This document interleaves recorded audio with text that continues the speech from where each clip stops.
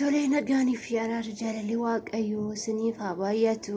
Akkam jirtu fayyaa keessanii obboloota koo yuutuubii moo jalatti argamtan hunda keessaniif nagaan waaqayyoo isiniif haa baay'atu. Jirtu fayyaa keessaniin isiniin jedha. Toora yuutuubii irraa badeetiin jira miti argamaan jiru. Egaa sababni ani badees immoo waanuma tokkoo fi isiniin jedha guyyaa tokko waaqayyo haala mijeessuu danda'a. Fayyuma keessan miti warroonni gola hambaa keessatti argamtanii jirtu nagaa keessanii obboloota koo an nagaa kiyyaa galata waaqa isiniin jedha.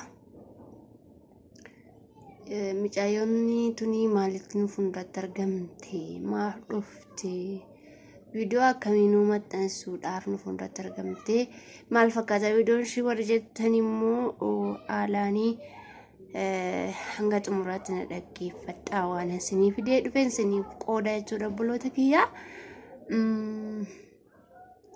Yeroo gaa biyya lafaa kanatti jiruuf jireenyi haalli jireenyaa bu'aa bayii qaba baay'ee jechuudha. Kanammoo namoonni keessattuu Itoophiyaa jirru adda baasnee sirriitti hin beekna jechuudha. Kanaaf maayinni mucattiin kun kan nutti taasisuu barbaadee xaaxadhuma ijoollee immoo Itoophiyoota keessa jiranii kana dadhabnee dhaga'uuyyuu gorsuma keessan faayattu jennamni yeroo tokko warra Itoophiyaadha. Nu gorsuu barbaadanii dudubbatanii jechuudha. Gorsa dadhabne jechuu dandeessu. Isin gorsuuf osoo hin taane nama hedduun keenya warri sooshaal miidiyaa kana fayyadamnu nama gorsinuudha malee nama gorfamuudha mammallu miti. Gorsis immoo bayeessaa osoo gorfamnees immoo bayeessaa. Namni balleessaa qofa miti kan nama gorsu balleessaniif osoo hin taane haalota jiru wal hubachiisna walirraa baranna jedhamudha. Malee waan inni beekus hin beeku dhiisuu dandeessu kanis hin beektan inni beeku dhiisuu hin danda'a. Kanaaf ani wanti inni irra qabadhee dhiyaadhe egaa akkuma dura jalqabee duruu fi jireenyi biyya lafaarraa bu'aa bayii qabdi. Yeroo namaa mijatu jira yeroo namatti mijannes immoo hin jira. Argachuun akkuma jiru dhabuun jira dhabuun akkuma jiru argachuun jira. Maaliif sababiinsaa harki waaqayyoo guutuudha bal'aadha. Dhiphaa miti. Yeroo tokko qormaata itti beekuma nu darbataa qormaata beekuma gara keenya fida waaqayyoo. Maal jechuun barbaade jireenyi Itoophiyaa badaa ulfaataadha. Waa'uma jireenya nutti taasisaa warri Itoophiyaa keessaa immoo dhaga'uu dadhabnee jechuu dandeessu sin nuffisiisuu danda'a. Maal isiniin jechuun barbaade hordoftoota yuutuubii kiyyaa ani ijoolleen baay'ee hin haasa'u yookiin immoo piraankisiin godhanii bu'aa baay'ee dhageessanii argitanii booda piraankisiin jechuu danda'u. Hanku garuu sana mitanii waan akkasiirraa hin oofu jechuudha. Kanaaf ani yeroo kanatti waaqayyoo na gargaare garuu haalli ani keessa jiru baay'ee haala xaxamaadha. Baay'ee haala ulfaataadha. Kana sana jettee kan hin fudhannedha. Baay'ee waan ulfaatudha. Gun akkana isiniin jedhu biyya Arabaa kanatti nan deebi'a jedhee yaala. Nan deebi'a jedheen yaalaa jira. Nan yaadaan jira. Yaada namaa immoo kan itti namaa guutu waaqayyoodha. Ani yeroo kanatti dhala koorraa adda bahee deemuun barbaaduun ture. Amman guddifadhutti. Haa ta'u malee egaa akkuma isiniin jedhee jiruuf jireenyi Itoophiyaa keessa waa tokko harkaan qabaatan waan ittiin socho'an qabaatan galii guyyaa yookiin galii ji'aa qabaachuu baannaan hin ulfaata jireenyi Itoophiyaa jechuudha. Kanaaf ani immoo mucaa koo gatee deemuufini jedhee yaada. Gadi waaqatu beekaa. Waan sanatti ulfaataadha. Sammuu koo gararraa ta'ee jira.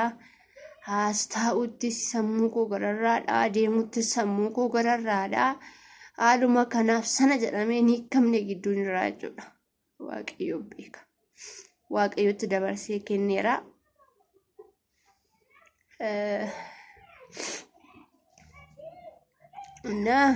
Wanti isiniin jechuu barbaade obboloota kiyya. Biraankiin gochuu barbaadeetu mucattiin kun jechuu dandeessu. Lakki garuu waan akkas miti. Maaliif kanatti gattee deemuu hin dandeenye? Oromoonni iyyuu gatanii deemu mucaa jaajaa miti. Kan jaafuriyyuu kan isaa adii isaa olis gatanii deemuu jiru. Warri gatanii deemanis jechuu dandeessu. Ani immoo tokkoffaan otoo naadha qabaadhee itti gatiin deeman ture.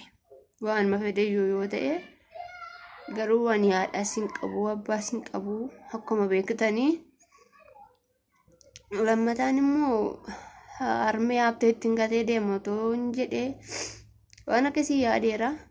Garuu immoo isaan baay'ee dhukkubsatu. Kulaalatti isaanii baay'ee dhukkubsatu. Naa qabuu hin danda'anii.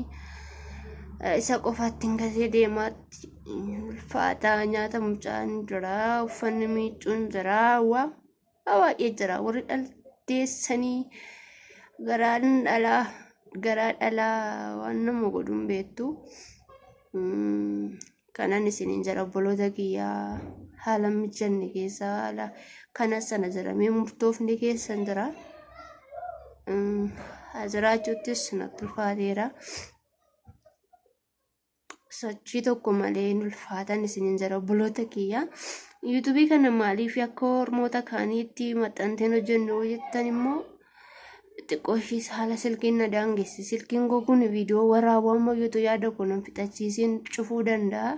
Viidiyoo waraabuu qulqullina hin qabu. Qulqullina amma yoo argitu waan argitan qulqullina itti waraabuu hin qabu. Kanan isiniin jira obboloota kiyyaa. Waan masaan beeku yaadni keessan ni jajjabeessa. Yaada qabdan toora koomentii jalatti naa barreessan isiniin jedha. Sammuun koo waa boqonnaa dhabeera. Sammuun koo nafan adda'uudhaaf jira. In ulfaata. Sammuun koo gararraa ta'e wanti hundumtu. Mucaa koos bakka itti hangattee deemuun dhabe. Mucaa koo kana guddifachuudhaaf immoo deemuun nama barbaachisaa dirqama kooti. Taa'uttis jireenya Itoophiyaa kanadha. Mucaa koo jiraachisuudhaaf guddifachuudhaaf immoo dirqama kooti deemuun. Akkasiin isiniin jedha obboloota kiyyaa. Ani nan deema ogguun isiniin jedhu. Nan ittiin anniisaan ittiin gola arabaa gola Oromoo keessa hojjedhu qabaadheen sun isaanii jiraadhus du'us mucaa koosifachaa wareegame yoo naafamaa miti dhiitan yaade. Isiniin jedha obboloota kiyyaa. Maaliif ani nama baay'ee miidhamedha. Akkamittiin miidhamte nuti hundumtuu warri hojjettanii galtanis jiraachuu dandeessu. Warri keessa jirtanis jiraachuu dandeessu. Jirra kunoo nutis warri jechuu dandeessan jirtu. Keessa isaa abbaadhuma beekaa. Kanan isiniin jedhaa dhala kootiif jecha immoo guddifachuudhaaf jecha immoo akkasiin isiniin jedha obboloota koo. Haalli keessa jiru baay'ee ulfaataadha. Obboleettiin koo saayini beekti. Kanan isiniin jedha obboloota koo. Deemuudhaaf jedheen yaadaa jira.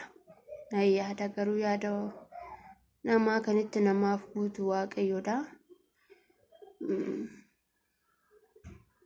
Akkasiin isiniin jedha obboloota koo. Garuu waan sabaqa nama kuno bishaan akaa'uu bilchaachuu fi didee bishaan akaa'uu booda bishaan sun xuuxamee harkatti dhumuun ta'a. Waan an godhuun dhabe waa bakka garattan garagalchuun dhabe na yaada.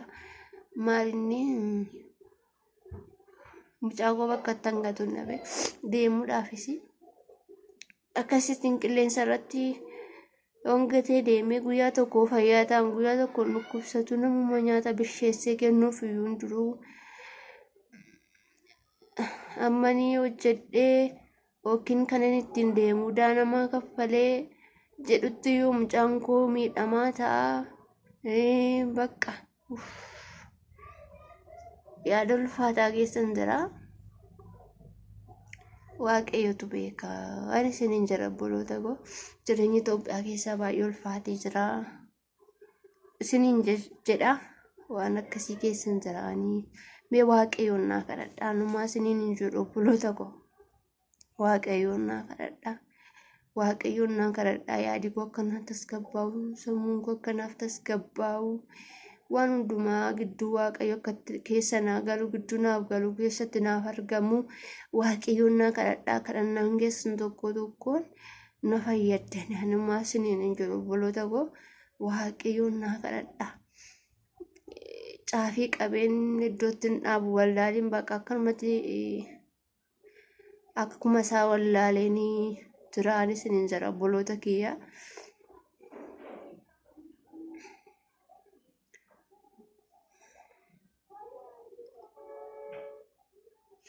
እና akkasii obboloota koo haasaa isinirra inni dheeressu bilbilli kooyyuu yaada koo na xumursiisuu dhiisuu dandeessi. Kanan isiniin jedha obboloota kiyyaa laa adaraa keessanii garuu ani yeroo sanatti maaliif jarjartee galtanaan jechuu dandeessu baay'ee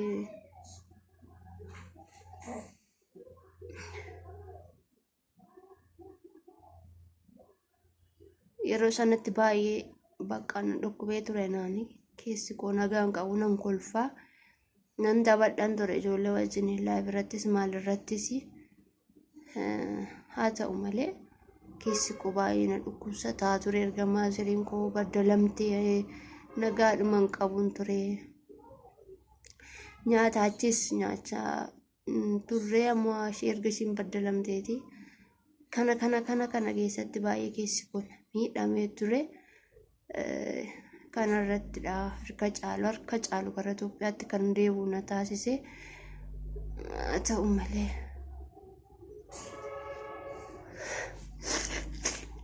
akkasiin isiniin jedha obboloota kiyyaa. Ani wantin jechuu barbaadu adaraa keessan ijoolleen irra ganaa galaa jirtan waan ittiin sochootan toon godhatiin hin galina toon qabaatiin hin galina waan tokko bantanii hojjettan otoo harkaan hin qabaatiin. Keessattuu immoo manni kiraa waan nama godhu Yesuus in ulfaata. Dhugaa in ulfaata. Na akkasiin isiniin jedha obboloota kiyyaa.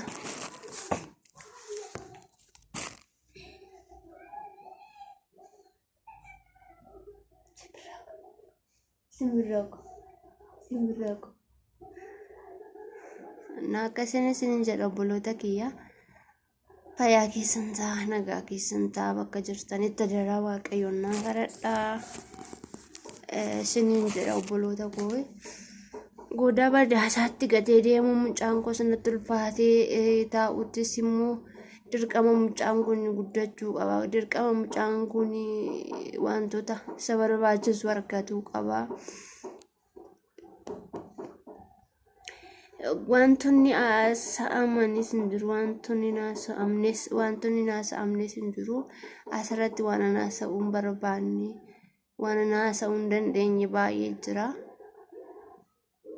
Gidi akkasumatti isiniin jedhu akkasumatti naguun yaada koo isinii ibsuu barbaadu yookiin immoo jechuu barbaadu wantoota baay'eetu jira. Waaqayyoon naa kadhadhaa. Waaqayyoon naa kadhadhaan isiniin jedha. Mucaa koo akkan guddifachuu danda'utti waaqayyoon naa kadhadhaa obboloota kiyyaa. Haalli inni keessa jiru baay'ee ulfaataadha. anarraa mucaa gootii fi xiqqoo ishii jabeeffachuuf illee jiraachuun ni barbaachisa. Na waaqayyoon na kadhaa waan hundaafiyyuu keessa ofii abbaatu beekaa, ollaan akkam bultee beekaa, akkatti bula abbaa beekaadhaan. Ollaan walitti hirkatanii girgiddaan gidduu jiru kuni akkam bultee siin jedha. Akkam bultee si gaafatan malee akkatti bultu akkatti bulteetu beekaa jechuudha. Na akkasin siniin jedha obboloota kiyya. Waaqayyoon na kadhadha. Waaqayyoon na kadhadha. Akkasin siniin jedha obboloota koo. Kadhannaan keessan amantii qabdaniin na barbaachisa.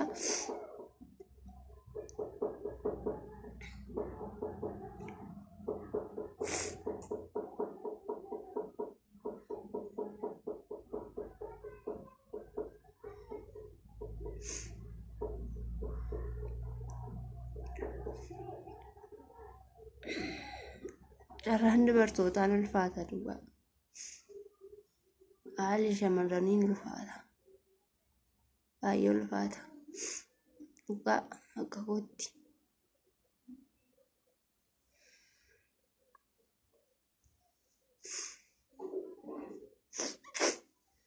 Fayyaataa gooftaan si wajjiniin haa ta'u.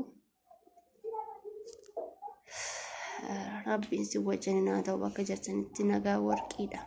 Nagaan waaqayyo isiniif haa baay'atu. Nagaan hin argamu. Nagaa eessumaayuu hin argamu. Waaqayyo nagaa isiniif haa kennu. Nagaan waaqayyo isiniif haa baay'atu bakka jirtanitti. Nagaa hoo qabaataniin hojjetatu.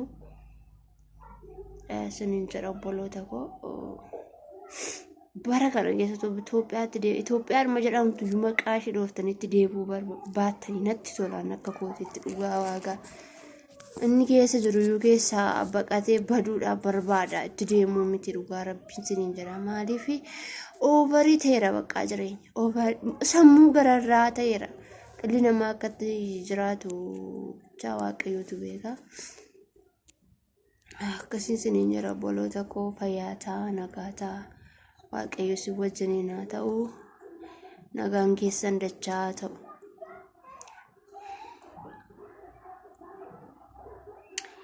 Waaqayyo dhala bareedduu naa kenne saafaa galatu. Ishee guddifachuuf ishee jiraachifachuuf immoo ani jiraachuun qaba. Waaqayyoodhaa gaditti waaqayyo kan jiraachisu garuu waaqayyo gaditti aatiin barbaachisti. Inni kaan dabalata ijoollee dhugaa. No akkasii siniin jedha. Fayyaa keessan ta'a.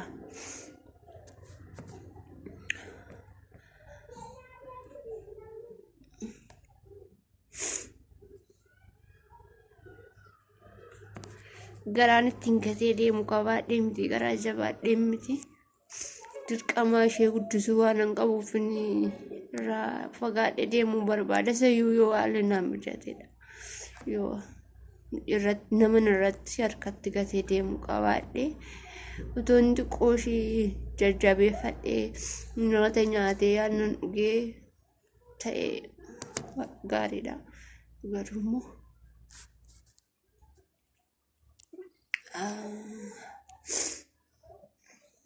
ulfaadha.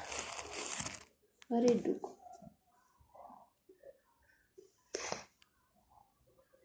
Waaqayyoon naa kadhadhaa isiniin jedha obboloota kiyya. Baay'ee natti ulfaateera sammuun koo dhugaa.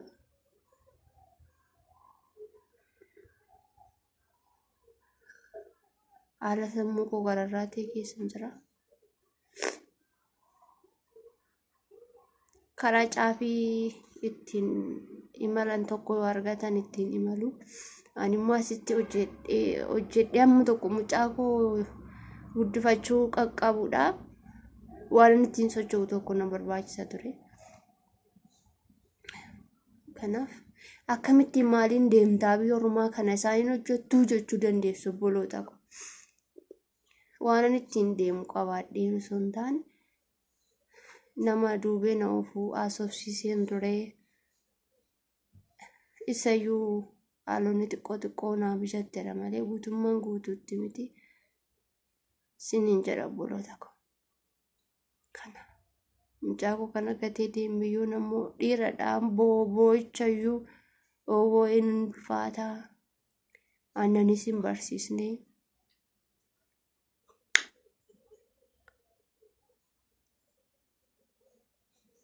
Waa akkanaadhuma biyyatu ijoollee Itoophiyaa dadhabne jettu miti ammas dhugaa Itoophiyaa keessin ulfaata. Fayyaa keessan ta'a.